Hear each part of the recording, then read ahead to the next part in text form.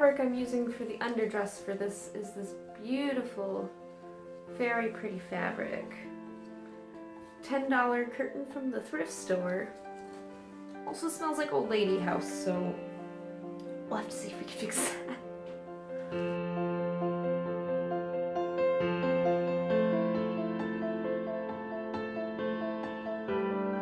The next part of my Renaissance project after the camecha was to start on the petticoat.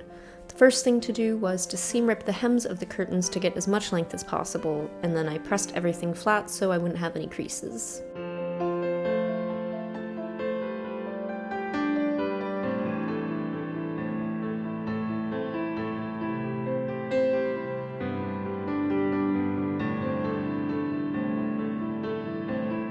Next, I measured out the length of my petticoat plus extra for seam allowance and the hem. I cut 3 panels, 1 for the front and 2 for the back. I stitched each seam, leaving one seam open several inches for the opening.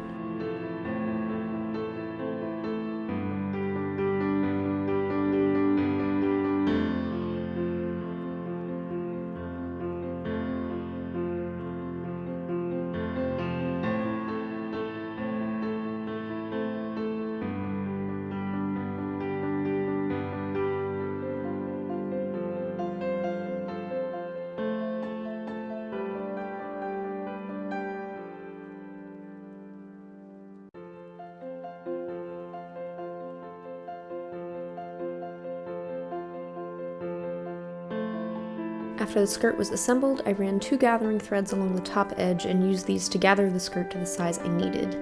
I gathered most of the fabric to the sides and the back and left the front relatively flat to avoid that dreaded pregnancy look.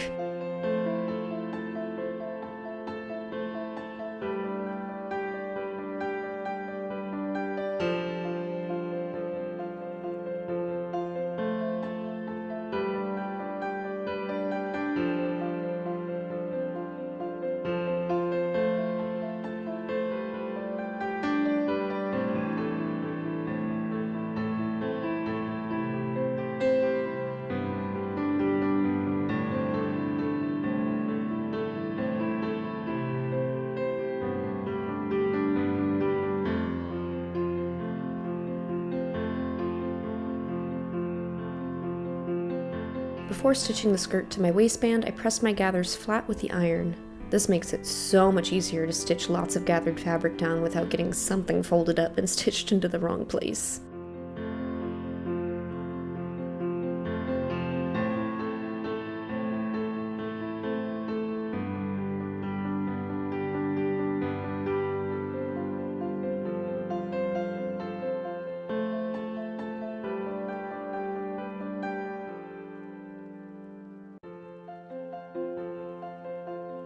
I stitched my waistband on very slowly, checking as I went that nothing was folded underneath.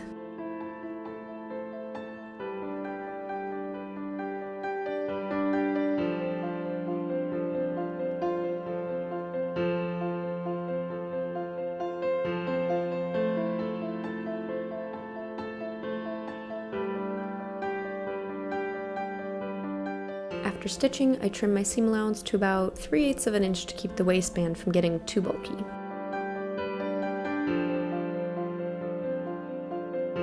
Next, I folded over and finished the waistband by machine and added shoulder straps to keep the band of the petticoat just under my bust line.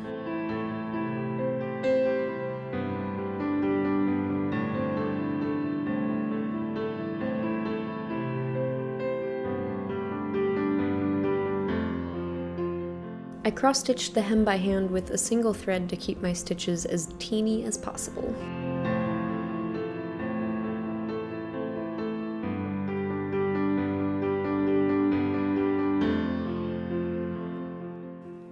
Look at how invisible that hem is. Can't see a thing. It's not even pressed yet. And that's it for the petticoat. I just had to stop and take a twirl break.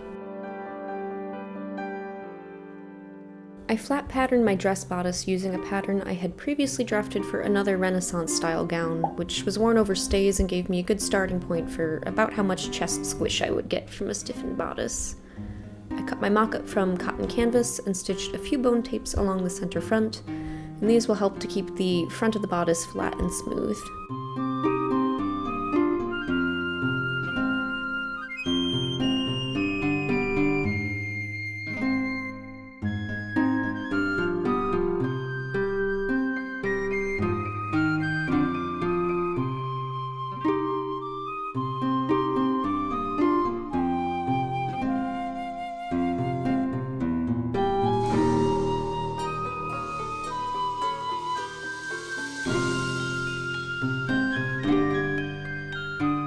I also pressed on some heavy-duty interfacing to the front and back bodice pieces.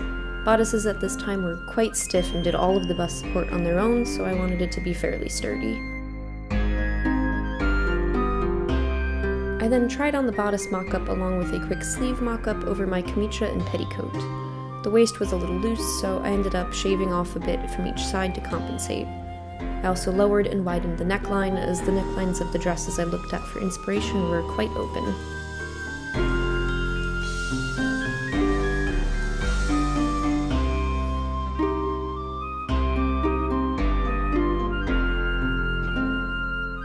Okay, this is sort of where things are at the moment. I've just loosely draped some of my fabric on just to see how big of a skirt I want. And just kind of wing it from here. I then cut out my overskirt and shaped one side so I'll have a nice little train for dramatically running downstairs.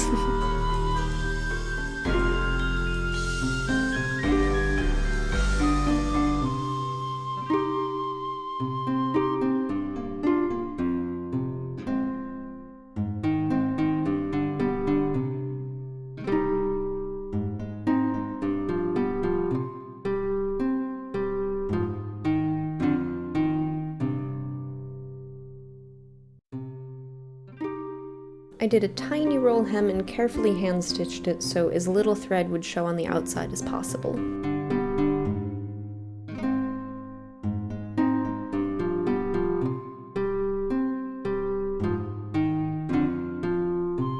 As my dress will lace on the sides and I wanted to keep the skirt a single piece, I cut slits for side seams and did a tiny roll hem around the edge.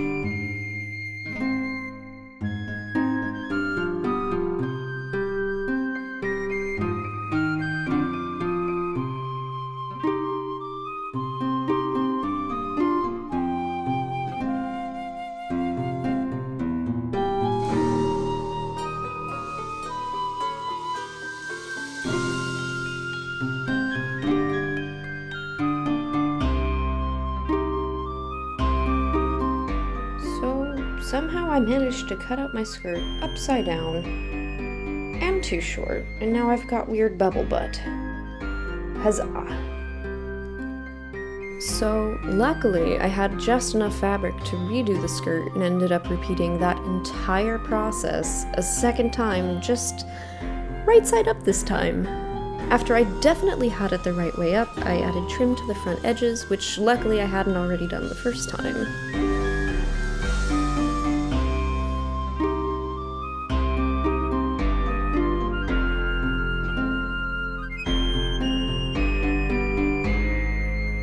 I then pleated my new skirt to match the front and back measurements on my bodice. I don't really have an exact method for this, I just keep pinning and repinning until it's the right measurement and looks okay.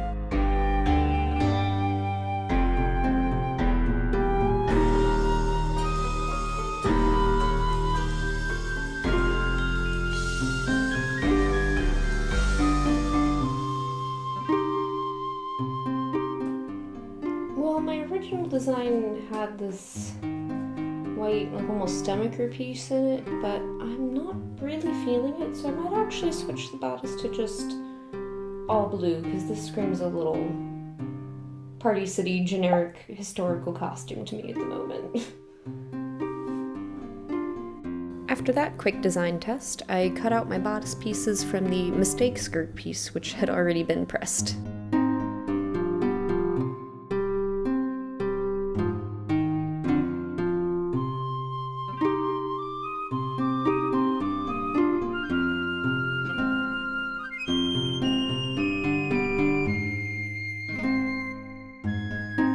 I flatlined the taffeta to my bodice with a small running stitch by hand.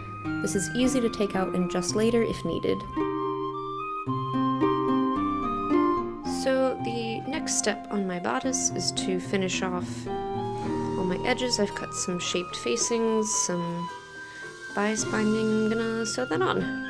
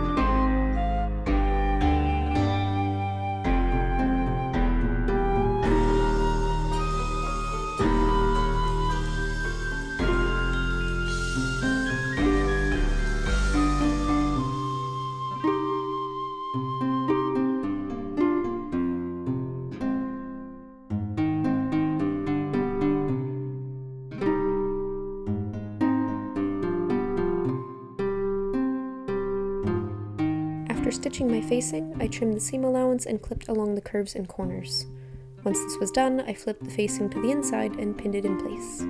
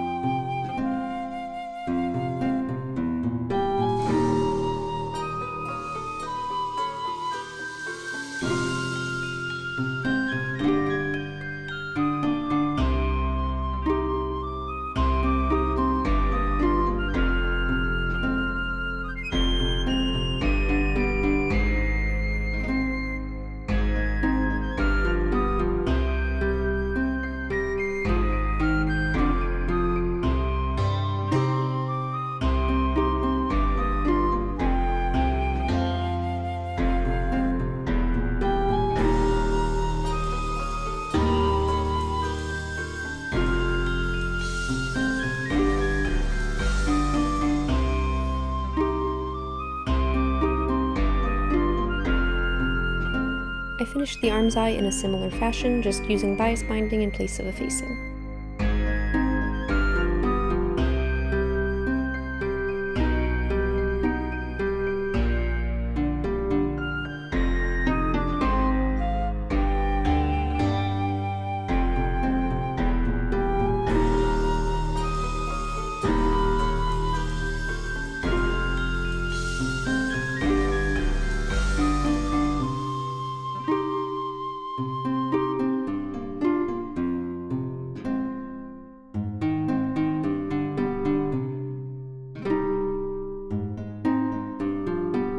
I turned back each side over a piece of boning and hand-stitched it in place. This will keep the sides from wrinkling up once it's been laced.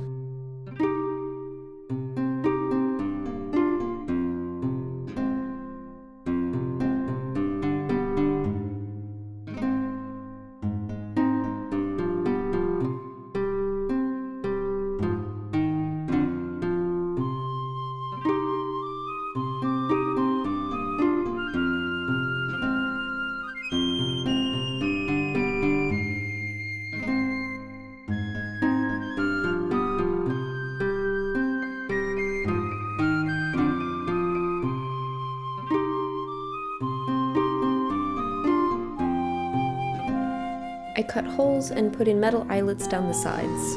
This was so tricky with all the layers of fabric that I was honestly ready to throw the whole bodice out the window at this point.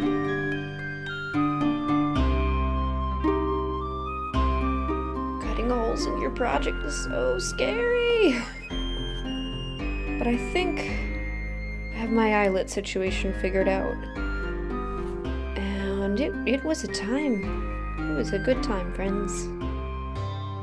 I finally got to try the bodice on, and it's purty. I'm so pleased with how smooth it came out and how supportive it feels. Stay tuned to find out more about this project as I hopefully finish in time for the February deadline.